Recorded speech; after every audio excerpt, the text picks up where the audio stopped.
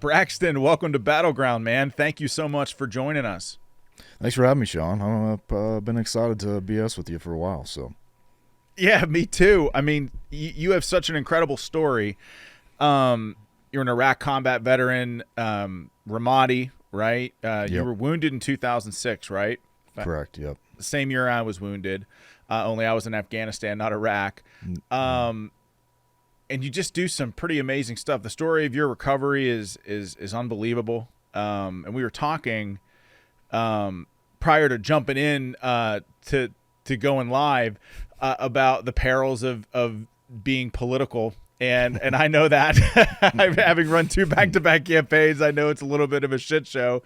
But you said people have approached you about running?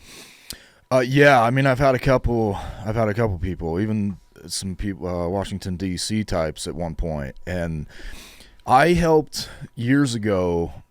It would have been 2008. I sort of helped a guy in Utah a little bit, and I don't want to use his name because I'm gonna say some, but he. I liked him, and everything. And the main reason I kind of got excited about this guy is if you remember, right around that time, there was a 2-year backlog in the VA. So I remember that. It was crazy. And so like a guy like me, they retired me as an E5. So, roughly 4 years in, I can't remember the exact numbers, but roughly 4 years in as an E5, once I was medically retired at 90% disability from the Army, my monthly was like $1,300 because they do the way they do their math, right? It's wait, you were only 90%? Yeah, from the Army, yeah. So they didn't even look. I mean, I'm glad that you're not 100% disabled, and I think but still, like if people go to your website, what is it, BraxtonMcCoy.com? Like you can see pictures of your injuries. I don't even know how you survived. How the hell are you only 90%?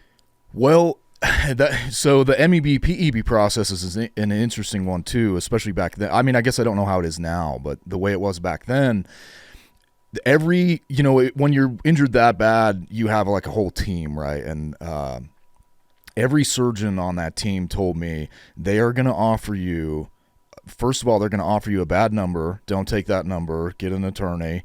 And then secondly, they're going to offer you this deal to stay in for 5 years and reclass, and all of this. And they all said, do not take that, because all that is going to happen is you're going to get a little better in 5 years and you're still going to be 4F and they're going to boot you and you just get even less money, right? So I listened, one of the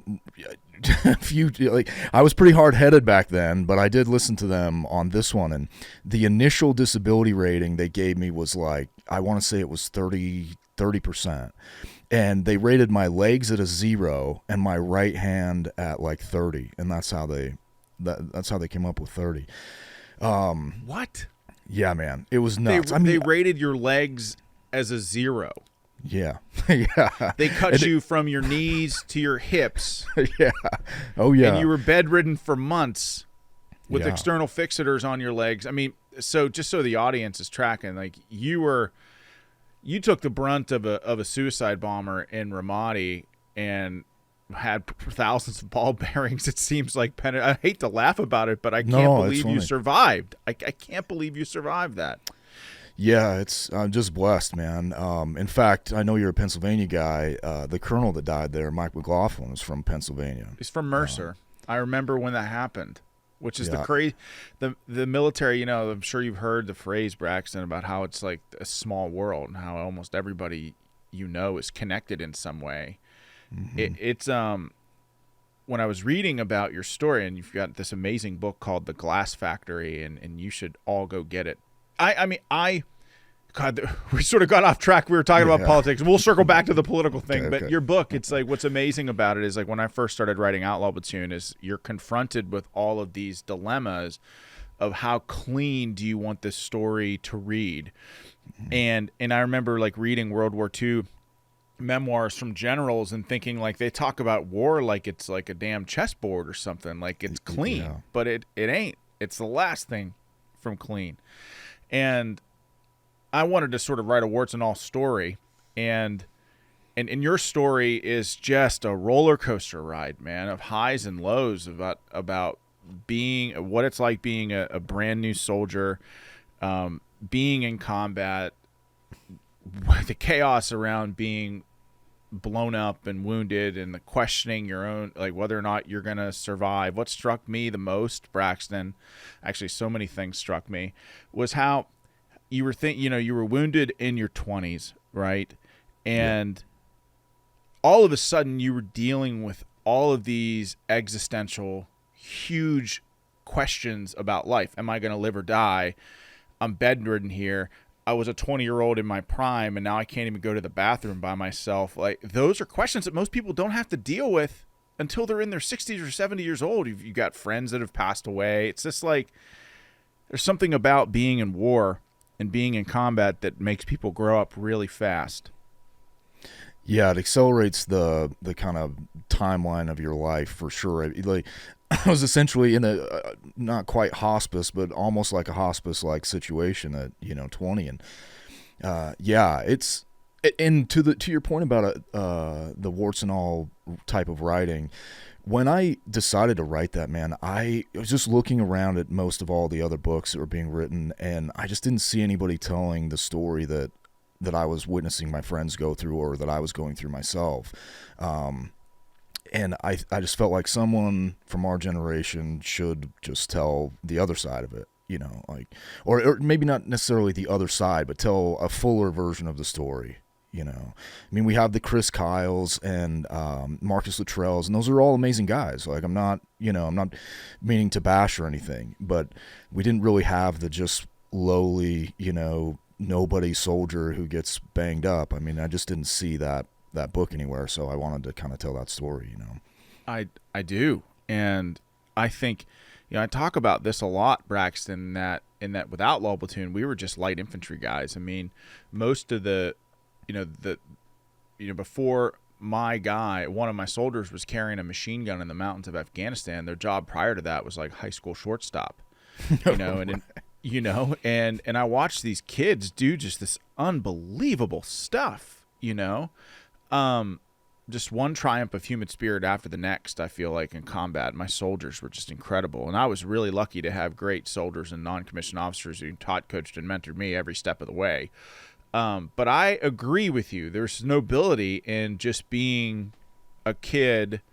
And I don't think, I think you said your grandfather was a Marine, but he didn't want you to join the Marines. So it's not like it doesn't seem like you came from this long line of military non-commissioned officers or people in every war. I know I didn't. And I just think there's nobility in somebody who's, like, for me, and I know it was for you too, but it was 9/11. We get attacked and we rise up and we respond to it. And I saw that nobility in my soldiers, and I saw it in your memoir as well. Oh, thanks, man. I really appreciate that, and me too. The stuff you see people do in combat is, like, even just we were talking about Colonel McLaughlin. Him just for him to be there is a noble act in and of itself. He's surrounded by a bunch of E4s and 5s and a couple of 6s, and this guy's a light colonel. I mean, like, that just doesn't.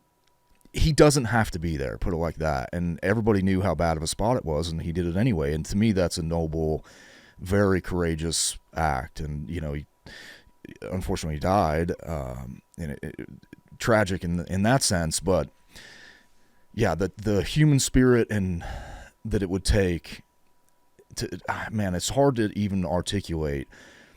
Like, now, I'm a dad now. I wasn't then, right?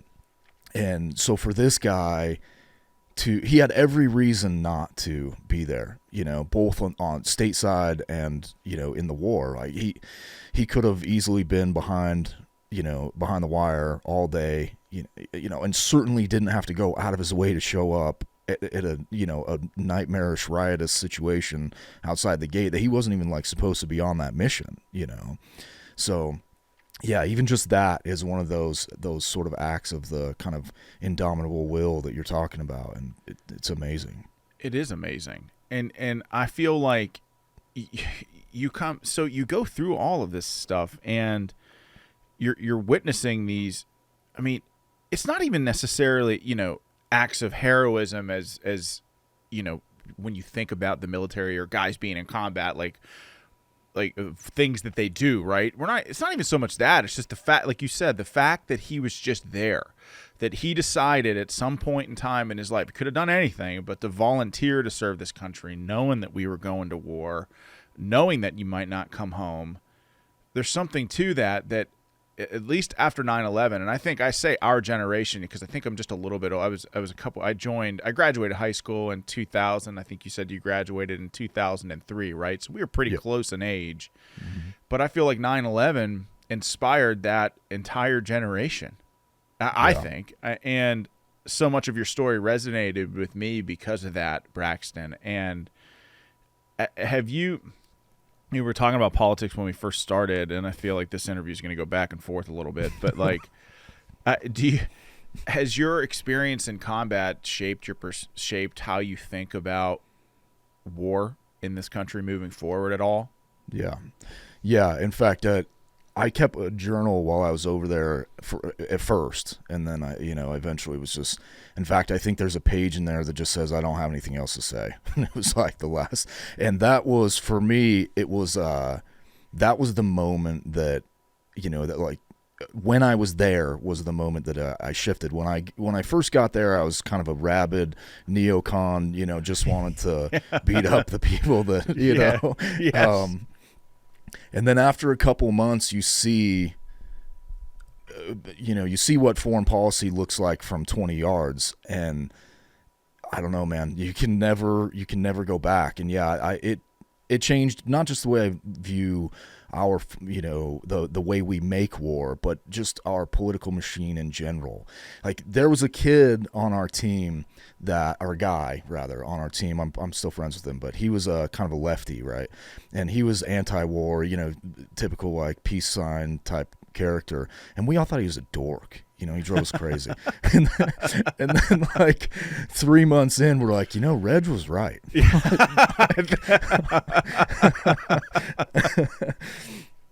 It's just so much. I remember thinking, I think I'm remembering this now. It's just so much of it was just such bullshit. Like, because I was just a regular Army guy, it's listening to your interview with Jocko, like something that I did not know. And having SEALs that are friends and had lots of FaceTime with those guys after being out now, I didn't know that they could do what they wanted over there.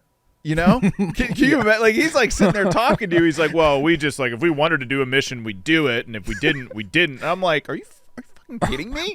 Like, does that world? Can you? Could I listen to that? I'm like, how?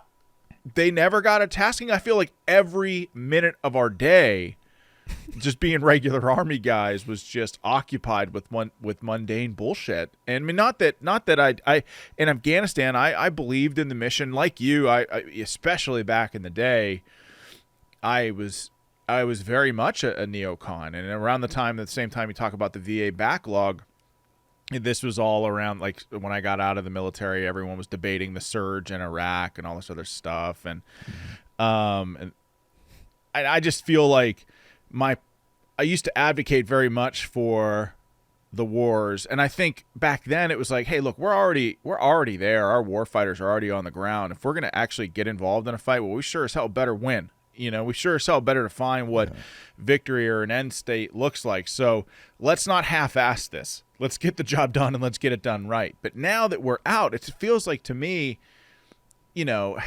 having just gone through 20 years, decades of war in Iraq and Afghanistan, we might still have Americans trapped in Afghanistan, yet we're clamoring for war in places all over the world, but especially Ukraine. And it's not like I'm a fan of Putin. Like, I don't care about that guy. If he died tomorrow, the world would probably be a better place. But like, I am very hesitant about the idea of sending Americans, our sons and daughters, into a fight, into a war when there's no clear-cut mission to me or clear-cut end state. And it's like, I've seen this episode before and I hate it.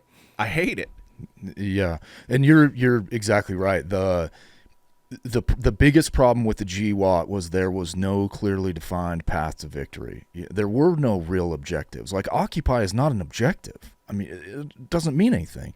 And in the case of Ukraine,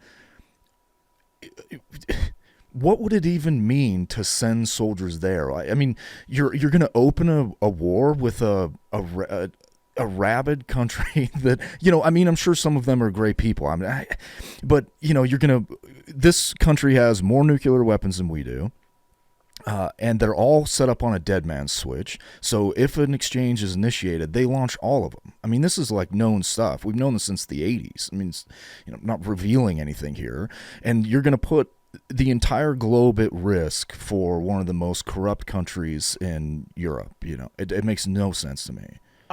And what's more is that, and this because you served at the same time as me, is that our entire military, every branch of service evolved to fight a counterinsurgency threat, like the whole evolution of the brigade combat teams. Just an example of this would be like we used to have in light infantry platoons or in light infantry battalions an air defense artillery officer with short-range air defense missile systems. Like over time, we didn't have those directly attached to battalions. They were sent up to, they were brigade, what we call brigade level assets. In other words, the enemy that we were fighting by and large in Afghanistan, and probably, I don't want to speak for Iraq veterans, but I think in Iraq as well, didn't have close air support or rotary wing air support.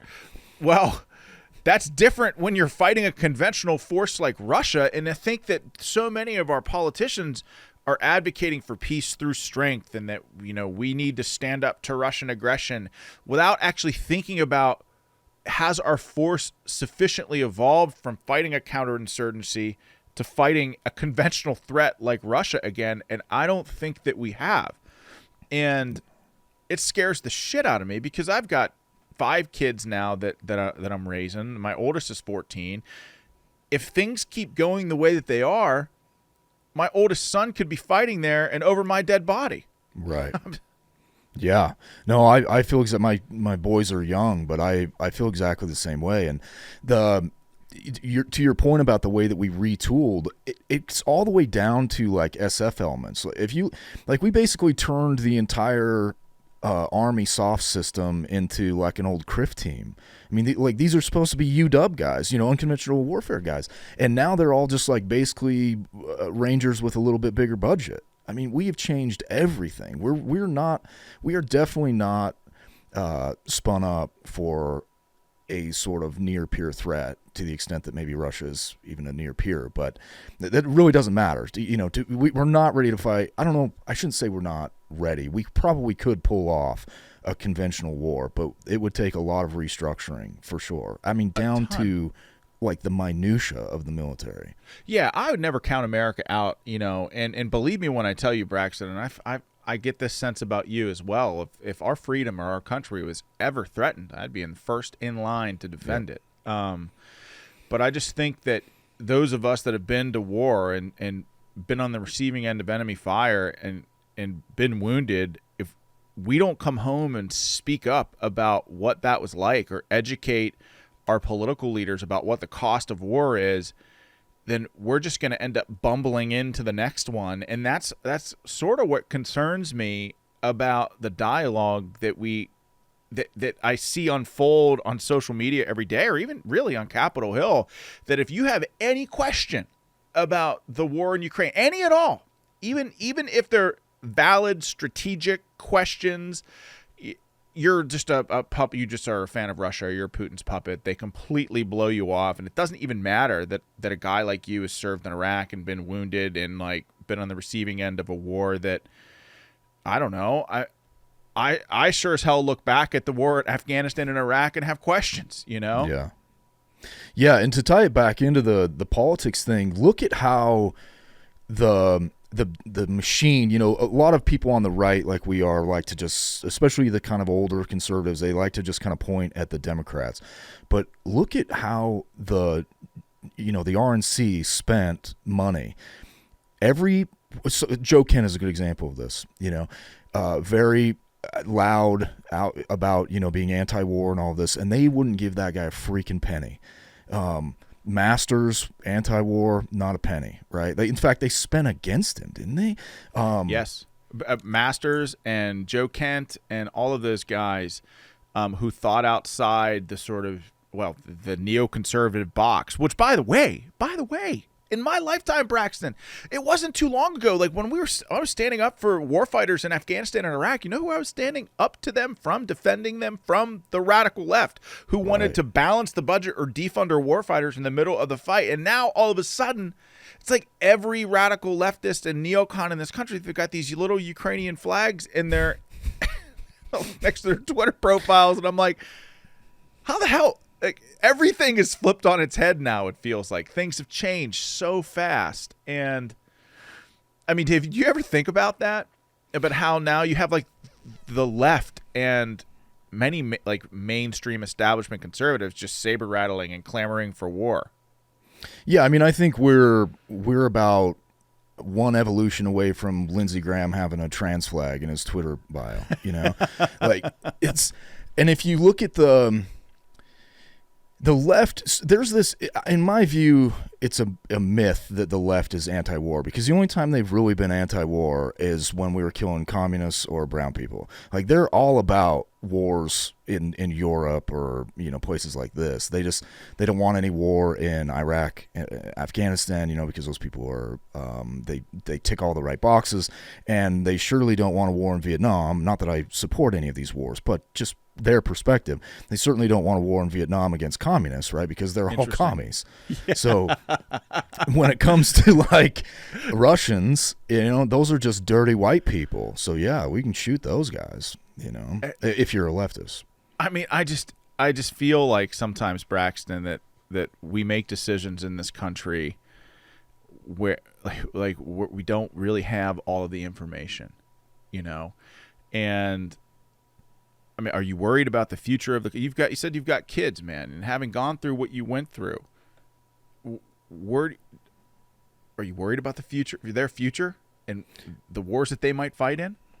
Man, I worry about that quite a lot. I get asked all the time by friends that are also parents, would you let your son enlist or want your son to enlist? I say no way, not right now, not with the people at the helm who we have at the helm. And I also worry a lot about the economic stability of this country. You know, that worries me almost more than you know, are my kids even going to grow up or are they going to grow up in a system with 3 banks?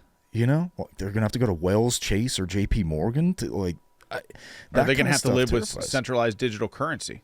Yeah, you know, right. Which is scary as hell, where you have a few of those banks like Wells Fargo, Bank of America, Chase, or whoever, sure, who are a few people tracking all of your purchases, you know, and they can flip a switch and deactivate your digital currency so that you can't shop or provide for your family anymore. Yeah. That to me doesn't, you talk about 1 or 2 evolutions away. I feel like we're not far from that either. Oh, I agree. Especially the climate cultist people. And anytime you say this, it's like, I'm not denying that the planet is warming. I just think it's great because I live in Idaho. So like, I'm all about it.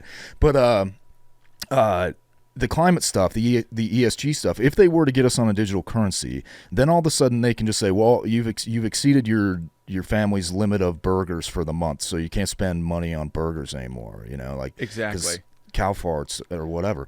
And, you know, you put too much diesel in your pickup or whatever. I mean, yeah, it is terrifying, and it's a real possibility now. I mean, it is. And not only that, you put too much diesel in your truck, so you've reached your maximum amount of carbon credits this month, and you've got to pay an astronomical amount for more. So what does that mean for guys like you and me? It means that we can't afford it. So right. So things like this disproportionately affect middle and lower income people. I'm a middle class guy, but the super wealthy, they're not going to give a shit. They don't care about this stuff. I mean, right. they have the money to pay for more credits, or they'll probably have positions at these banks where they can opt out of these programs in the first place. And I think, like, you know, I joined this country after 9/11 to protect America, to protect freedom. We were attacked, went to Afghanistan. And by the way, I'm never going to be one of those dudes that are like throwing my medals over the fence at the White House saying, screw you. I am proud every single day of my service. I don't regret being with those men. Like, those serving with my soldiers on the line was one of the greatest honors in my life. So I don't want that to be taken out of, misinterpreted. I'm proud of my service to this country, and I love this country, and I'd do it again. But what the hell is happening right now?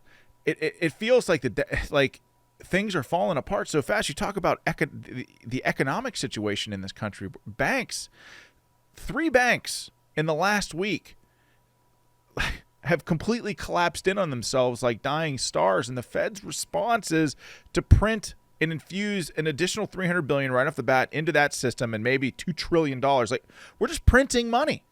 How do we get out of this?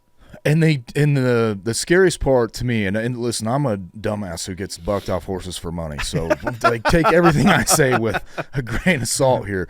But the thing that worries me the most about this is they guaranteed all the deposits, so every depositor was just backed. Well, what the signal that you just sent is like, I now have to move my money, to the extent that I have any, into a bank where I know my deposits will be guaranteed, because they're not guaranteeing it for your local credit union, or your local Bank of Ireland here in Idaho or whatever.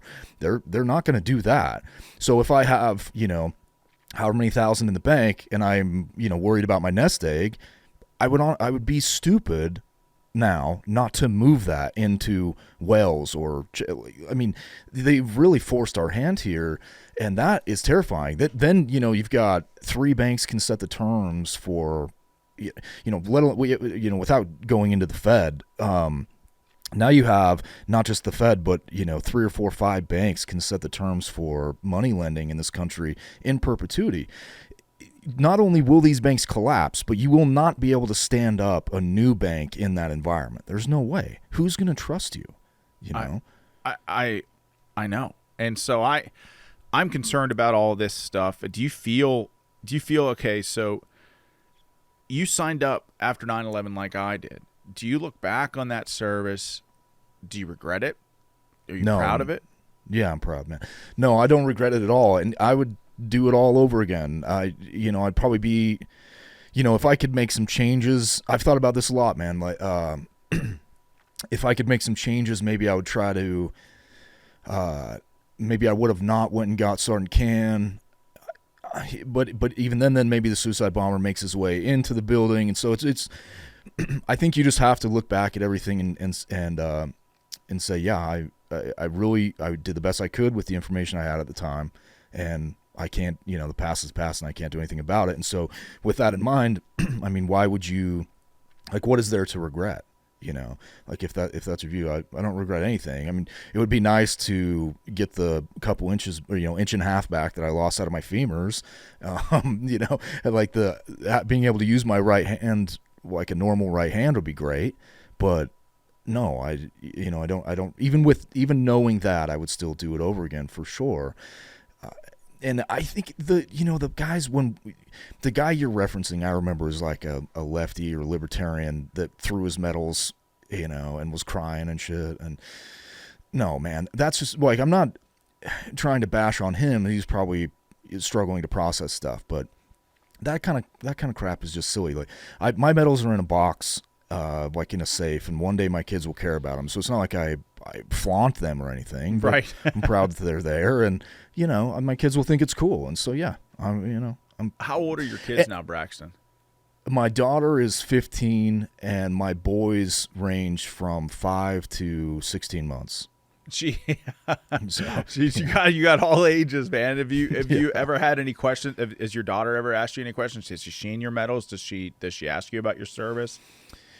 Someone at her school, I had spoken to her school a few years before she went to it, and someone at her school had mentioned something, because I used to tell her that my hand got messed up when I tried to wrestle an alligator in Louisiana.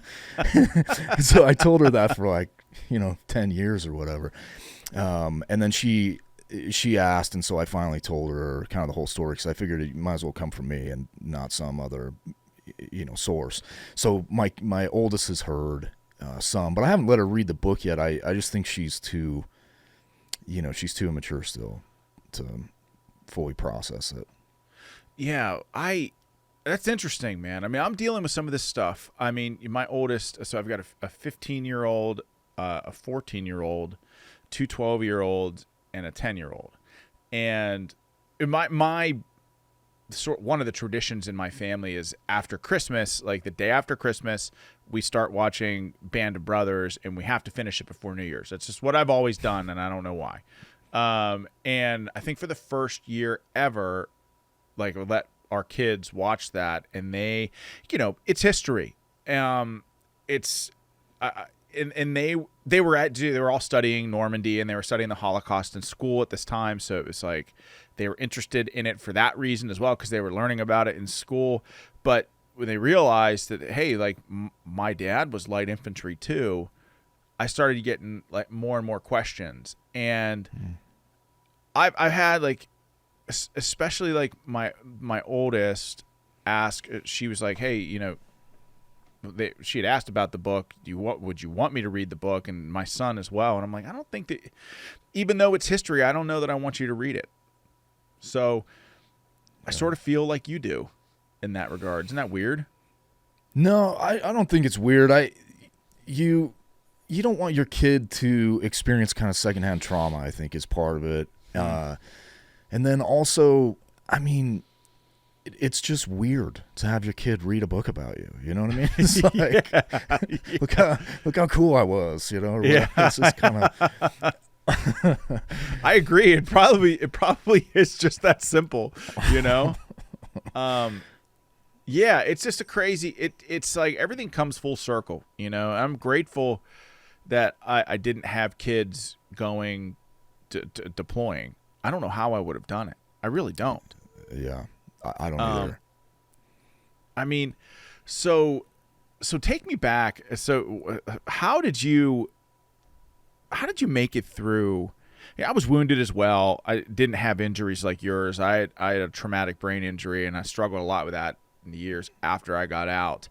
But you had so many injuries, and the reason why I'm asking this, Braxton, is I was watching like 1883, and you ever see that? You ever watch that?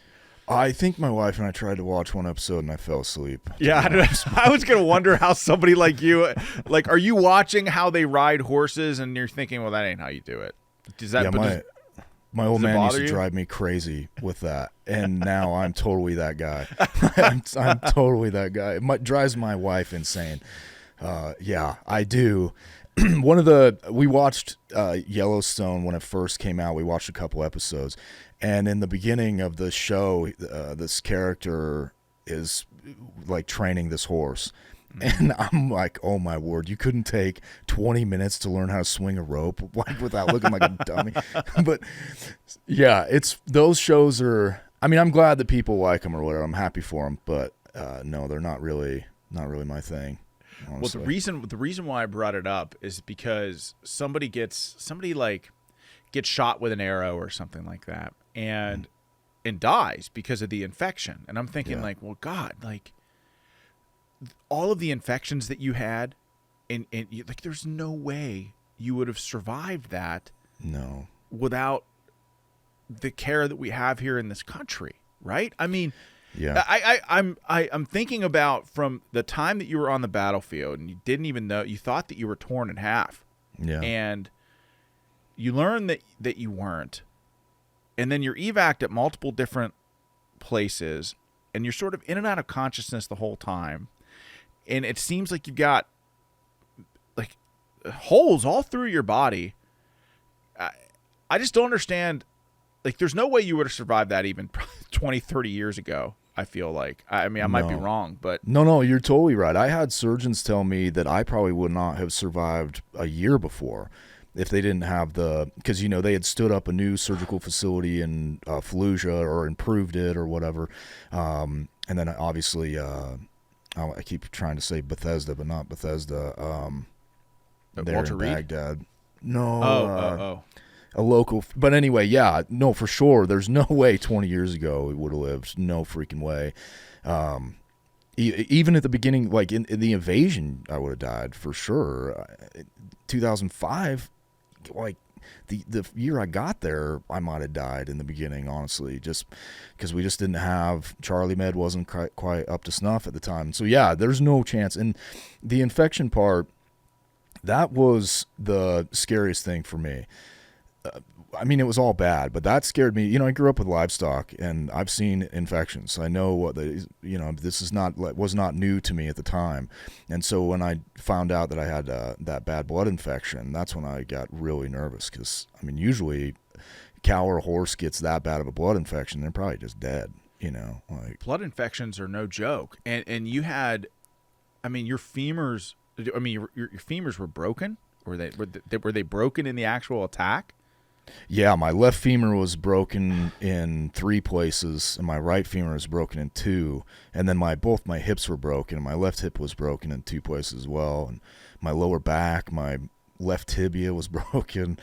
All the bones in my right hand were broken. My right radius and ulnar were broken. My left humerus was broken. It's hard to remember all these. Everything was pretty much broken. Everything that didn't have armor on it, and actually some ribs were broken too. Jesus God, Braxton, how did you not get a bone infection? I mean, seriously, your blood infection is scary, but all of those broken bones. So every day at first, they would take me in for surgery and clean out the holes and stuff because bone infection was a real serious fear. But yeah, they spent a lot of time, every morning I couldn't eat for like a month because they would, you can't eat before surgery. So they were just giving me like nutrients intravenously, and then they would take me in and clean these holes out and scrape out infection and, go from there. I mean, like, as just so people are tracking, like you get hurt, and I mean, first of all, your op tempo is high. Like you're running and gunning in Iraq. You're running on PSD, which is what personal security detachment. I don't remember what the acronym stands for, but my battalion commander had a personal security detail, right? Yeah. And you're basically doing every mission. You're doing log packs. You're doing raids when they come down. I mean, you're just. I don't know. I feel like you just handled everything when you were there. I mean, well, our guys, what really happened, Sean, was I mean, I don't want to say I'm sure your op tempo was higher than mine. Ours wasn't crazy high. I mean, we were going out basically every day, but what happened was we got there and the colonel, just not McLaughlin, but our commander, he basically just said, well, we don't need a PSD team anymore because we're not negotiating very much right now. So you guys are essentially disbanded, and broke us up into a couple of elements. And then we just became kind of the headquarters whipping boy, So it's like whatever was going on, they just sent us on it. So. Yeah, that sucks. I feel like that would be terrible. Like, how do you relax? Like you get these taskings that, I mean, our op tempo, we were doing like 7-day mission cycles. We'd have one, and then we'd do like 3 days on force protection, and then I would rotate into the TOC, and I'd be the night battle captain. And then we'd have 1 day where we do a safety stand down, and then we go back out and do like 7 days again. At least there's some structure to that. Like, I feel like if you're just, what's coming down the pike, I'll let the PSD guys handle it. They're the actual, like, I feel like that's really difficult work, man. And I mean, I feel like at that point, man, you just got to roll with the punches, and I don't know. How did you and your men deal with that? Oh, they were great, man. Most of the time, if they would be bored if we weren't doing anything, when you have like a stretch of, and I volunteered for everything because I was like, man, I'm here. I came here to war. So whatever comes down, I'll go, so just trying to stave off the boredom. One of the worst things they did, I don't know if they did this later on, but they ended up bringing some shrinks in because they were worried about like PTSD and stuff. We had that later. We had that like at the tail end of our deployment as well. That was the freaking worst. And they're like, okay, you guys have had your op tempo's too high. You got to come off the line for, I forget, 2 weeks, I think it was. And they put us up in a guard tower, and that was misery. That was absolute. We were like, there's only so much time you can spend looking at Maxim magazines and staring at me. It's like we had shrinks coming. So we were in Afghanistan, like in RC East, for a year, and we had gone through, like, in 2006, from January 2006, and we were extended sometime in late January of 2007, and then and at the time, like, it basically said 120 days or until mission complete. And of course, all of our privates were like, "Oh, we're going to be here forever." They focused on the until mission complete part. Like, all of these barracks, we all of a sudden had all of these experts on deployments, and all of our privates were like, "We're never going home."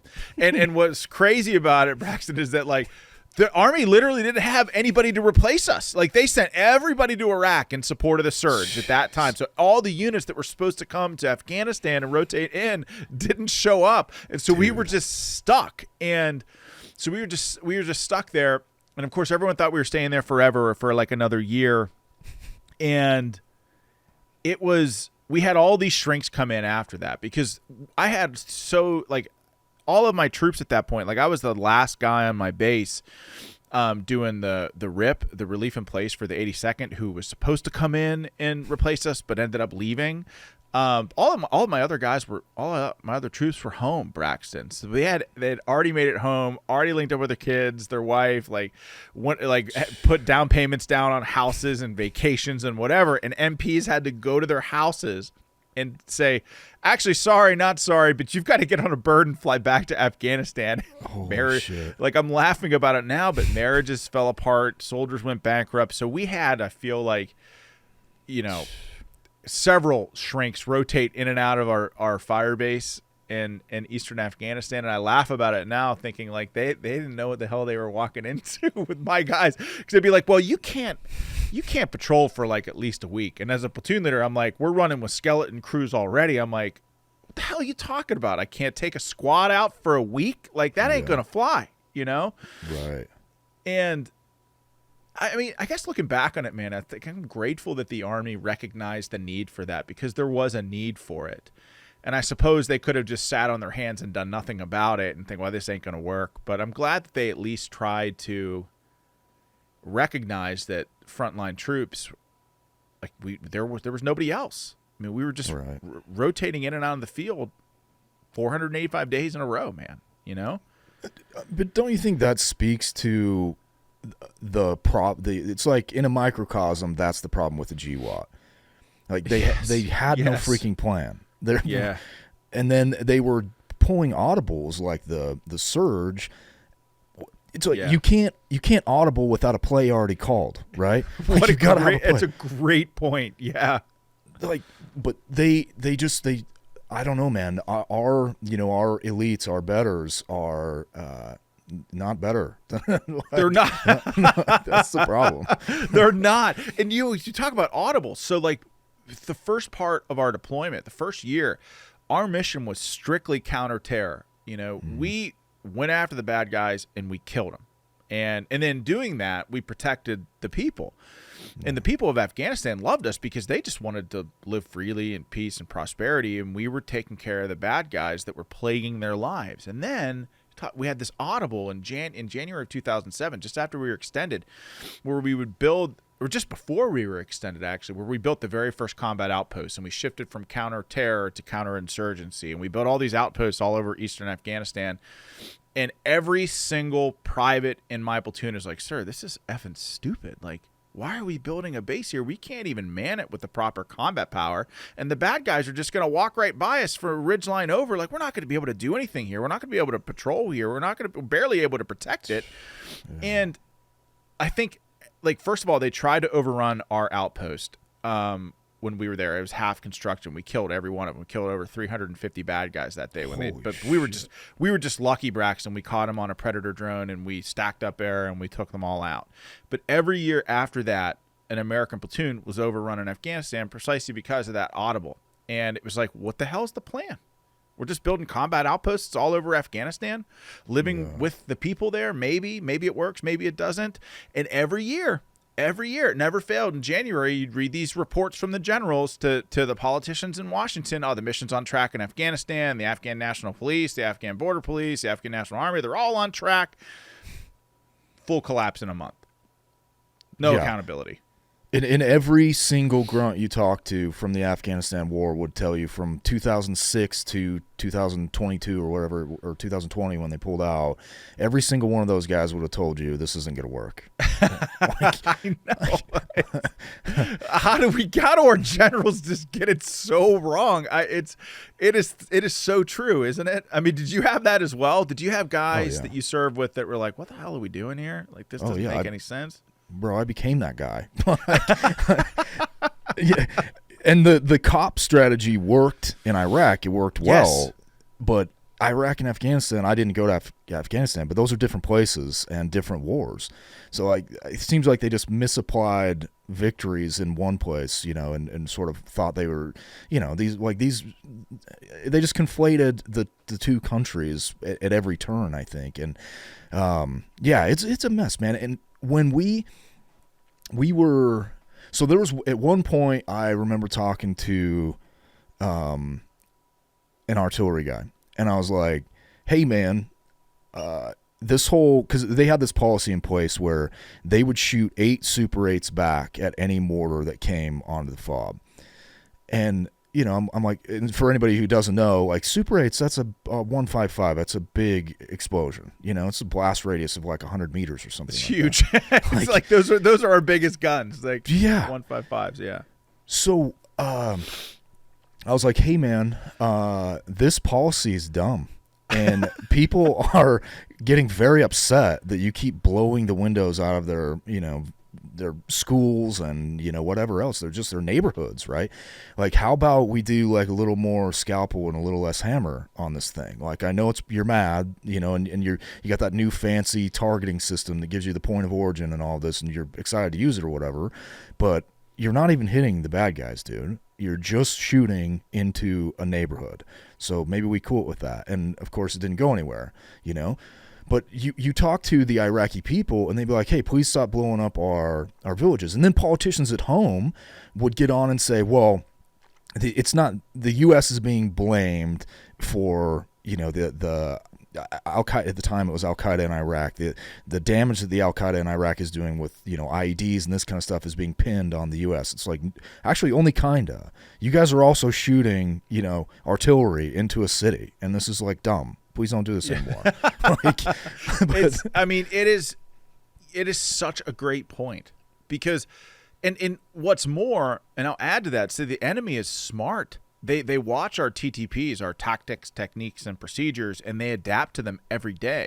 And we were getting pounded, Braxton, with 122 millimeter mortars, and every day. I mean, basically I swear, from September to this operation that we did over Thanksgiving of 2006, we got hammered, and it was accurate 122 fire. And we ended up like doing this big battalion operation to go back and find like investigate what they call the POO sites, the points of origin sites, try to find where they were shooting at us from. And we ended up finding this 122 millimeter launcher, but it had a piece of like det cord wound like 300 meters, to this little bunker where they were firing off these rockets. So they knew that we could track the points of origin, and they knew that we would eventually come and look at it, but they weren't going to be there because they had run a piece of det cord or some battery operated system. And I'm thinking to myself, like, damn, these guys are sophisticated. And so not only in your case are we firing artillery into a city and pissing everybody off, like the enemy, that's clearly what the enemy wants as well. So like, even though we're shooting back, we're doing exactly what they want. 100%, man. A thing they would do in Iraq is they would take like a mortar tube and freeze it and then put it out. And so it would just basically like a time delayed, eventually the water would thaw and then the mortar would drop and stuff like that. Or they would put mortars like in a truck bed. So they would just fire from the truck bed and your poo would be, at X location, and then they would just drive away. So you're shooting at nothing, literally nothing, Yeah, they adapt and we don't, and that's the problem. Or they adapt faster than we do, maybe, is the problem. It's like a battleship, right? Like, we're a huge battleship and they're like a little jet boat, It's easy, they're agile and we're not. And you talked about occupation is not a strategy, and that's what they had us doing, Right. I mean, we were at our best when we were doing what we were trained to do as infantry, when we were, close with, destroy the enemy. That was our mission, period, end of story. That's what we trained to do. And when we were doing that, we did it better than any other military in the history of the world, and we didn't hurt one civilian at all. When we were empowered from on high, in a decentralized command to conduct our mission, we were extremely effective.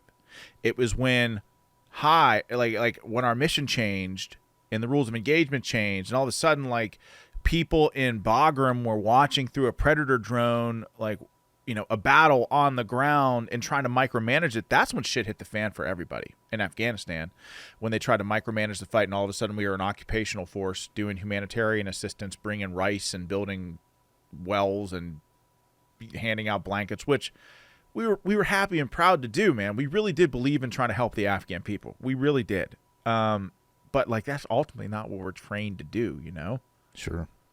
Yeah, you guys were misused in the same way that, all of us were misused in Iraq. I got a buddy who's I think he was a Cav Scout. I can't remember, but he got wounded in Iraq delivering Beanie Babies. Like, I hate to laugh at that. Is he all right? Is he okay? It's hilarious. I laughed my ass off when he told me the story. But can you imagine, like, you sign up to fight for freedom and you get fucking wounded delivering Beanie Babies? Dude, it is so. Like, if you tried to write this as some sort of kind of British sitcom of the Americans in Afghanistan and Iraq or whatever, people would be like, yeah, there's no way they would do that. I know. We not only did we do it, we were delivering Beanie Babies and guys getting shot doing it. Oh my God. Bro, soccer balls and, actually, I'm not going to tell that story. Just all kinds of really dumb stuff. And to your point, this again, like this misuse of, like, your nation's infantry or cavalry or artillery or whatever, like this misuse of them is just kind of, it puts a stamp on the idea that you had no freaking plan going into it, and you couldn't even develop one. Like, the idea that you have Cav Scouts or infantry guys or whatever handing out soccer balls and Beanie Babies is, it's like something out. It's like something out of the episode of the Office or something. Honestly, yeah. It's crazy. 100%. You're right. Like, you couldn't write a comedy with something like that. People wouldn't believe you, but we did that shit. Yeah, and with the most powerful military in the world. It's crazy. Do you think like the legions, like the Roman legions, ever did stupid stuff like that? Do you ever no, think I that, don't like, think they did. You don't think they did? I mean, handing out wicker hats or something. Yeah, they had. Do you ever think that, like, at the time they were kings of the hill, right? Like, they were the most powerful military in the world. They were an empire. They were everywhere. You ever think they had people on outposts being like, "Why the hell are we? Like, what the hell are we doing out here?" Do you think soldiers have changed? No, that I know for sure happened. Like, those dudes sitting on the equivalent of a cop in Brittany or whatever. Yeah, they were like, this is bullshit. Yeah, that for sure happened. I don't think soldiers have changed. I remember I read, or someone read to us, I think is how this went. But anyway, they were reading these soldiers talking about the war, and it was meant to be like. And it did sound like someone in Iraq at the time, and it ended up, and some officer read this bullshit to us, but it ended up being some guy in Valley Forge, and it really did it does illustrate the point that, like, stuff doesn't, the more things change, the more they stay the same, at least on the human level, for sure. So when you you're at Walter Reed. One of the compelling things that I read in your book as well, and again, we're like, this is a wide-ranging conversation, man. But, like, something else that really struck me is that you're going through this recovery. You're surrounded by docs and nurses who, they wear a rank. They're in the military, but they don't really get it. Not that they don't do amazing things. They do. But they've not been in combat, and you're in your own head every single day. Yeah. Like, how did you... and I thought you wrote about this it was beautifully written, just the roller coaster in your own head. But how did you get in the right frame of mind to make it through that, Braxton? Because we already talked about, for all intents and purposes, you probably shouldn't have.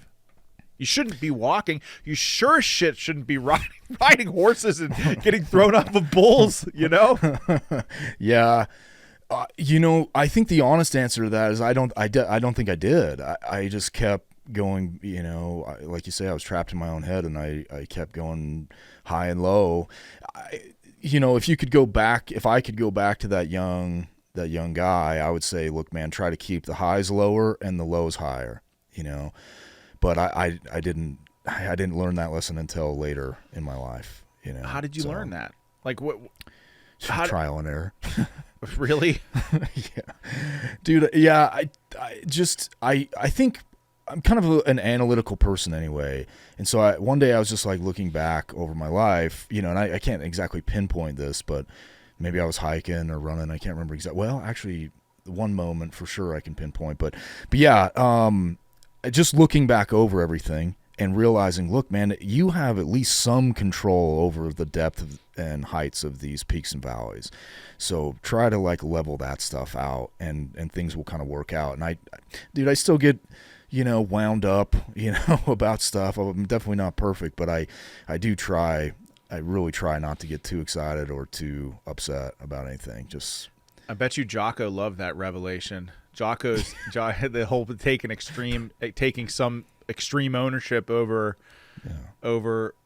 what you were experiencing. And I feel like I had an epiphany like that as well. I mean, coming back and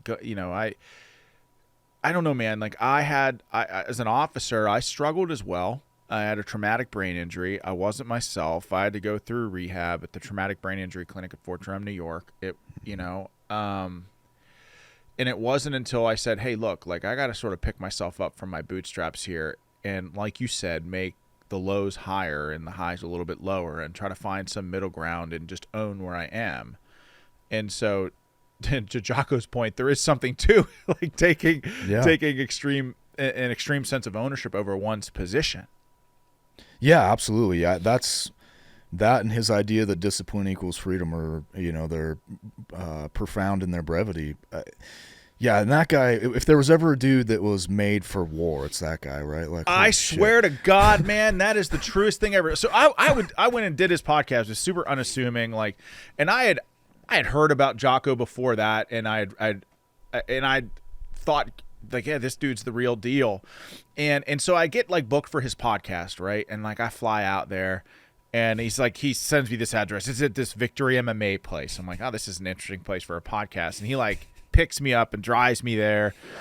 And we walk in, and like there's all these little octagons and people wrestling all over the floor, and I'm like, what the fuck is going on here? And I walk in there, and everyone's like, hey, Jocko, and like pointing at him, and he's like, hey, everybody, and like he walks me into this locker room, and he opens this little door in the back of the locker room, and I'm thinking, is this guy like, did he just fly me out here to kick my ass or something? Like, why are we going in a broom closet, a janitor's closet in the locker room? And we go back there, and that's where his podcast studio is, and Echo Charles is there, and he's got these cameras there, and I'm like, I couldn't believe it. And the podcast ended up being 5 hours long. No, like really no breaks of just an intense conversation between Jocko and I and Echo. And Outlaw Platoon had already been out since 2012. I did Jocko's podcast in 2018. So it had already been out in like 6 or 7 years at that point. But I swear to God, like that dude can sell some serious books. Like we got on there and just talked about Outlaw Platoon, and all of a sudden it shot back up into like the top 500 books on all of Amazon. It was it was just a crazy experience, and he's just a great dude. Very, very different from me. Like I feel like that dude was born for the fight. Every part of him was born for the fight. And we had like some conversation about hair. I'm like, he's like, I don't need hair to be successful. I'm like, well, how do you get on the objective and look good then? Like that's how different we were, but that is the like most Jocko shit ever. It is. I don't need hair. Yeah. But he is like, he's amazing, man. And what he's been able to do with that. And his conversation with you was incredible, man. It was incredible. And that when I got to his, when I got there and saw that it was, or no, I think I had already mailed him a book, so I knew that he, well, I'm a big fight fan, so I already knew that he had a gym. But when I got the address for the podcast and saw it was at the gym, I was thinking, this is like the most Jocko thing I've ever heard in my life. That is, and then, like you say, you go up and it's in the locker room. It's just like another level of. I know. Yeah, he's something. But in everything about that guy is, man, he's unique in that there is. I don't know if I've ever met somebody before that is just, man, it's hard to describe. Like, he is everything that you think that he is if you're like a fan of his or whatever, but then he's also more like the private stuff, like he does some things in the private world that would shock the shit out of people if they knew. Like, he's also an even better guy than you think, you know what I mean? He's a great guy. If you're a fan or whatever, he's the best. Yeah, he really I bet you sold some serious books when you were on this show. Yeah, we did pretty dang good. Yeah, we sold out of hardcovers in like 20 minutes or something. Like, yeah, or a day maybe, I forget. But yeah, it was incredible. And the guy, he's like built like a battle orc. He really is.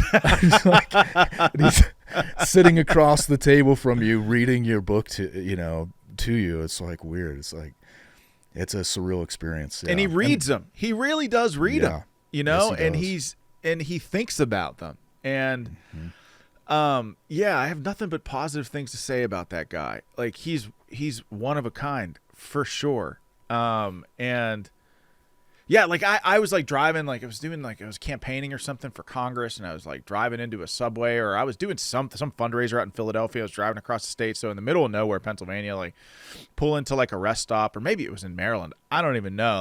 Like go into a Subway at a gas station or something. I'm ordering a sandwich. This is like 6 months after his podcast. And he's like, "Are you Sean Parnell?" I'm like, "Wait, really? Me? Like, how does this guy know me?" He's like, "I watched you on the Jocko podcast." I still have people write me to this day that are like, "I just watched episode 192, man. Like, that's great shit." I'm like, that is isn't that just the craziest? Do you have that experience as well?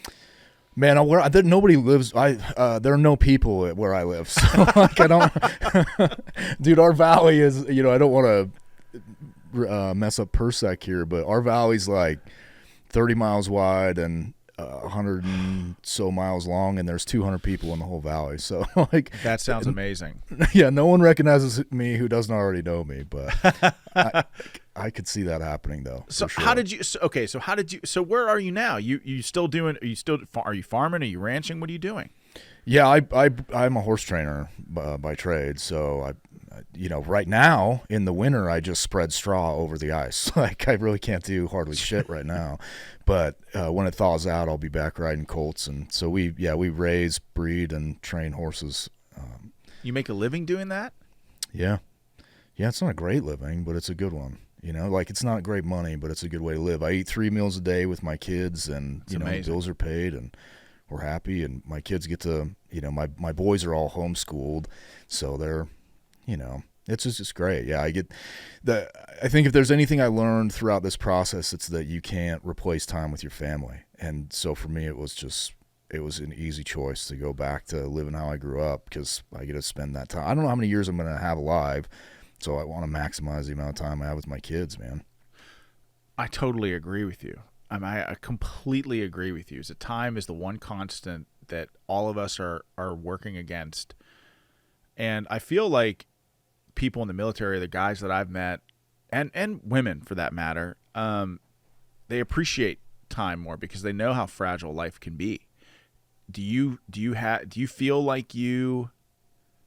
I feel like I know the answer to this question already, Braxton. But do you feel like you appreciate the time that you have now because of all the shit that you went through? Oh, for sure, without a doubt, man. I don't want to pretend to be more pious than I really am, but I do get on my knees every night and thank God every single night, just to thank you, because it's been a long road, man, and I'm grateful for every single moment I get, for sure. And sometimes, like, one of the things that makes me the most mad at myself is when I am wasting that time, like by some vice or some stupid behavior or whatever. It bugs me. Do you feel like that often? Probably too often. I think my wife always says I'm too self-critical, but yeah, I probably beat myself up more than I should. But yeah, I think it's just the nature of taking that stuff seriously, like your life here on earth. If you're taking it seriously, not yourself, but your life, because I think anyone who takes themselves too seriously is just boring and annoying, right? But like taking life itself seriously is really important to me. And I think if you live that way, it's impossible not to criticize, self-criticize.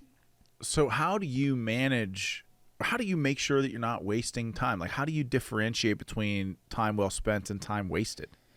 Any second I'm with my kids is not wasted. I use that as a, it's not just a kind of a talking point, as I really believe that. And then I just find projects. Like if, I'm working on another book, and in the winter, I have to spend a lot of time writing because I can't really be outside that often. So I try to apply as much of my energy to that as I can. I've got another project a friend of mine, wealthy friend of mine, kind of asked me to put together, so I'm working on that right now. I just try to find things to do that are going to be productive and beneficial to the world, and the goal is to expand our place here in the next handful of years if they don't raise interest rates by 1,000 BPS, which is looking like they might. So I try to stay goal-oriented, like that's my focus. But I also think you've got to, for me anyway, my brain is always turning, right? So I do think you've got to find productive ways to just chill out too every once in a while and just shut your brain off. I don't watch TV, but I'm been into fighting forever, and so I watch a lot of fights. Like every Saturday, I watch fights with my kids, or every once in a while a friend will come over. It's pretty rare. And then Sundays, I try to do nothing but play board games and hang out with my kids, and try to get my wife to stop playing Dave and Ava on the TV. For freaking, yeah. So I guess routine is the answer. Sorry. Do you ever feel like sometimes routine can be the enemy, like where you get yourself into a rut and you're in a bad cycle routine? Yeah. Yes. In fact, I have basically every morning since I could walk after I got wounded, I get in the tub and heat it as hot as I can get it and sit there for about 20 minutes or however long it takes me to read one chapter in a book, and then I get out and stretch. Just trying to maintain mobility. So there's a lot of soft tissue injuries and all that. And recently I was telling my wife, I think I'm actually going to switch up and lift before, because I usually do that and then go lift. And I think I'm going to start lifting first, like as soon as I get up, and then try to stretch without even using the tub thing, and see if I can, because I feel like I've started to lean on that too much. I've done it for so long, I think it's become wasted time. I'll find my mind drifting off, I have to read the same page 15 times in a row because I'm, thinking about other stuff. So yeah, just one example of, I think it's good to shake things up every once in a while. Do you do the ice bath stuff that guys like Rogan do? You ever see that? Bro, there is 2 feet of snow in my backyard. I ain't getting in an ice bath. I know. I mean, I see people do it on social media all the time, and they're like, and there's that Chris Hemsworth thing on Netflix where he's taking ice baths and swimming, and how extreme heat and extreme cold, like extreme heat in a sauna, extreme cold in an ice bath can extend longevity in your life. And I thought that was maybe you were one of those dudes. You're doing the bath in the morning, man, ice bath at night. Well, I've thought about it. When I hunt, I always because I can't stretch. Well, I can stretch, but I can't heat up when I'm out hunting or guiding for a week or so. So I'll always get in the creek, and those mountain creeks are barely above freezing all year round, And that, so I do it then, but no other time. You do feel great, I'll tell you. You really do. It's crazy. I'm just sitting here thinking of the part in your book where you're talking about never being able to hunt or fish or wade into a creek up into your weight. You can do that now.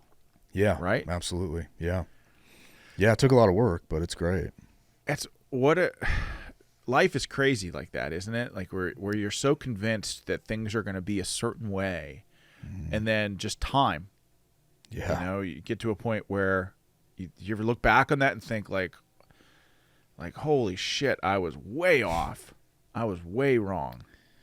Yeah, I do. I had at that time I had a surgeon come in and talk to me about it, and he's like, I think you can, because everyone else was pretty much on the same page, thinking that I was probably gonna recover to some degree, but certainly never be anywhere near 100% again. Yeah, like walk with a cane or a walker forever. Yeah, 100%. That's what I thought. And this young guy, probably fresh out of Army med school or something. I don't know how old he was, mid-20s, 20, something like this. He came in and he's like, hey, man, I think you can do all of that, but you're going to have to get after it, like, right now. I mean, you can't let your muscles atrophy more or you will probably be screwed. And I think he was right about that. Got me up and got me going. And I had a great physical therapist named Solomon who played for the New York Giants that won the Super Bowl, and he was awesome too. Like, just giant black guy. He's like, had to be like 380 pounds and like 6'5", So I was surrounded by great people, and when I look back, I try to remember that part, and so I was wrong, but without the help of those people and then the effort, I don't think I would have been wrong. I think if I'd have been lazy about it, I probably would be on at least a cane still. I would bet. And those people changed your perspective, though, right? Yeah. I just believe that sometimes people come into your life at the right times to sometimes try to help shock you out of wherever it is that you are. And guys like Solomon and this doctor told you need to get after it now. I feel like, look, I'm not trying to make meaning about your own life. Like you know your life better than me, but as I reading your story, it's like, to me, I'm thinking like that they came into your life at just the right time, man. Yeah, I'm a believer in that stuff. I went through a period during recovery, especially, where I became like basically a rabid, annoying atheist type, and I think it was really like rebelling against God is what I was really doing. But and I got a little bit older, and I was running endurance races at the time, and I had a pain in my chest, and I went to the hospital. My wife's parents are firefighters, EMTs, and all this, and so called her up, and she's not one to like tell you to go to the hospital. She's very old school in that way, so I trust her opinion. And I was describing it, and she's like, you need to go to the ER right now. So we went, and this is about 5 years ago, and the ER doctor said, you had a heart attack. We've got there's some policy you have to stay for so many hours. I can't remember if it's 12 or 20 or something, and they put you on an IV and all this. So I was like, I want to say roughly 31 at the time. Or no, let's see, my oldest son was just born, so like 32 or 3 or something, okay? And, I'm being told I just had a heart attack, So I go to my primary care doc, and he's like, dude, you didn't have a heart attack. You're running endurance races. There's no way you had a heart attack. So I went up to a specialist at the University of Utah, and they went through, and what they found was, after a series of tests and all this stuff, they found is I have a scar on my heart from when I got wounded. It's like, so it just, my EKG reads as as if I've had a heart attack. And that was a real wake up moment for me, because I felt like I had gotten everything was good. I'm married, remarried rather. And, just had a son, my first son, like everything's good. And then, it'd been good for basically 5 to 10 years or so by then. And, then it was like, look, I guess it's over. That's the feeling in your mind, right? When you're told you had a heart attack at 32, like, I guess my life's over then. And so that was that made me really look at God differently. For whatever reason in that moment, I wasn't mad or anything. I just knelt down and said, thank you. I had 10 or 15 more years than I ever thought I was going to get, and it's been a blessing, and I get to lay here for the rest of the night and hold my little boy's hand, and I'm just going to appreciate every day I get beyond that. And now, again, I don't want to pretend to be more pious than I really am, but I try to really be grateful and appreciative for what God has done. And I think a moment like that is similar to, like, the heart attack scare is similar to a person coming into your life at the right time. Because I needed to be shaken out of this, like, bullshit, atheistic, agnostic delusion and kind of get my eyes back on the prize, and I think that did that for me, and I'm grateful for it. Wow, man. So the trajectory of your life, I mean, obviously, like we've walked very different paths. Like I'm a city guy, even though Sure. but I feel like I barely made it out of Afghanistan alive. I'd taken shrapnel injuries, was wounded, I fractured my skull, and I make it through all of that. Had some ups and downs when I came home. I'm remarried now. I've gotten the best wife in the world. She's got amazing kids. I've got amazing kids, like an awesome blended family. Like they're just amazing. We just like move into this new house and it's like a farm. And like one of the things that I used to tell people on the campaign trail, because I really didn't like Republicans or Democrats. I'm a constitutional conservative. I love the country. That's it. Like I'm not, the establishment wing of either party, like, kind of make me sick to my stomach a little bit. And I always used to say to people, like, this ain't going to be a career for me. I'm not going down to Washington, D.C. for an entire career. But the one promise that I will make you is that when I'm done with all of this, I'm going to move to a farm in Western Pennsylvania and never talk to anybody again. And that's so we ended up getting this like little small farm, and I finally, like, oh man, things are great on the up and up. Like, remarried now, and this place is amazing. Like we've got it's not a lot of land, it's like 13 acres, but we've got corn that we lease out to a farmer on one side of it, and we've got soybeans on the other side. So that's all kind of cool. And we live like up against like this little horse farm with stables right behind us, so the kids get to see all that, which is something that I want for them. I love it. And I'm like out there cutting the grass. I've been cutting grass my whole life, and like the self-propelled mower, and it like hits this thing and kicks up and pulls my left foot under it, and my left foot got stuck. I know. It's like I'm good now. But like I just moved in and like thinking, oh my God, I finally put all this bullshit behind me, and I'm like moving on, and like bam, like that happens, and I'm taken on a commission for 6 months. Like I'm just laid up, Dude. And like it was a pretty terrible, gruesome injury. I'm okay now. But like when you're talking to me about like what happened with your heart, like that took me there. It's like things happen in life sometimes just when you least expect it, man. Just when you think like you've made it through everything, like life throws you a curveball. And I do feel like that experience, so many things happened to me during that experience that like, I don't know, probably shouldn't have. Like I should have lost consciousness at the bottom of the hill. Like Melanie and the girls were inside. I don't know. They heard me yelling for help. They ended up coming out. Like the EMTs arrived like four minutes after we called them. I mean, so many things. Mm-hmm. So I just say that to say like, sort of all of that experience brought me closer to God in ways that I never thought possible, Yeah. Yeah, and you had half of humanity try to screw your life up for a couple of years. Yeah, you've gone through a lot, man. A lot. Well, I'm not gonna lie to you. It does so much of the last. There have been ups and downs, just like your story, and the downs. Some of the downs have been really, really, really low. But just like, I think like in life, like there are lessons to be learned in the darkness sometimes, mm-hmm. And there were silver linings through all of it that taught me, I think, some pretty important life lessons that I've been able to implement in my life since that time. And I think make not just my life, but the life of my kids and my family better. We're closer now than I think that we've ever been. So, just hope to see light at the end of the tunnel when you just march to it, Yeah.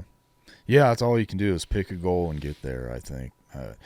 Otherwise, you're just rudderless, Yeah, so like, exactly. And I mean, you're talking about goals. You're writing another book. Like, tell me about it. What's it about? This book is. I had this realization. We as Americans, like, if you go ask an American what it means to, be one of us, to like be an American, all of the descriptors they will give you are like, sort of a rugged individualism, perseverance, courage, land of the free, home of the brave, this kind of stuff. And the vast majority of that happened on the frontiers of this country, like from the Ohio River Valley to California. That's where we really carved our identity. And I think people, I think one of the problems, this is not a political book, but I think one of the problems with politics is we have forgotten where we or how and where we became what we are. And it's not like, when I say frontier, I'm not saying just the Rocky Mountain West. I'm sure that's a part of it, but all the way back to Manassas Cutler and the Ohio River Valley in the late 1780s. Like, it was this manifest destiny type spirit that made us who we were. And going into World War I, no one thought of us as like any kind of global superpower or anything. We sure as shit thought of ourselves that way, and it's because we had like roughed the plains, roughed up the plains tribes, and dealt with all of that, and had built a bustling nation out of a wilderness essentially. And that's, so the book is focused on like trying to argue that case that so it's a little bit of it's a bit of like history that people need to understand, like very basic. It's not a history book, but very basic history and concepts, so that we can so that it can argue that like Americanism is frontiersmanship, like that's what it is. And if you, without a frontier, or if you remove frontiers, then we are a sort of a I'm trying to think of like, but essentially without a frontier to pursue, we become lost, like we're a culture without an identity. And so now we either have to create some new American identity, which I think is tough, or, start pursuing frontiers elsewhere and like get our eyes back on the prize and become, more focused. I think we're just like, the GWOT is again another example of this. I mean, the GWOT was primarily fought in Iraq and Afghanistan, but we were also doing shit in like 7 or 8 other countries. It's just like this scattergun from Africa to the east. I mean, that is a country that has forgotten how to set a goal. Especially one with this much power, is a danger to themselves and the world. I mean, it's we just can't live like this any longer, and that's essentially what I'm trying to argue. That is a fascinating thesis, and Braxton, we need that sort of vision and guidance and leadership now more than ever, man. And I really am psyched about it. I mean, your first book, The Glass Factory, again, like if you're watching this, you've got to go get it. It's so good. First book was amazing. The writing style was great. I'm really psyched about the next one. And I mean, I typically try to keep these interviews to 45 minutes. Like we've been way over, come way over. And I don't want to keep you any longer, but I'd love to have you back on, man, and talk more about this stuff. I'm so grateful for the time that you gave me today, Braxton. Thank you for coming on. I appreciate you having me, man. It was great to talk to you. Thank you. All right. We'll talk to you soon.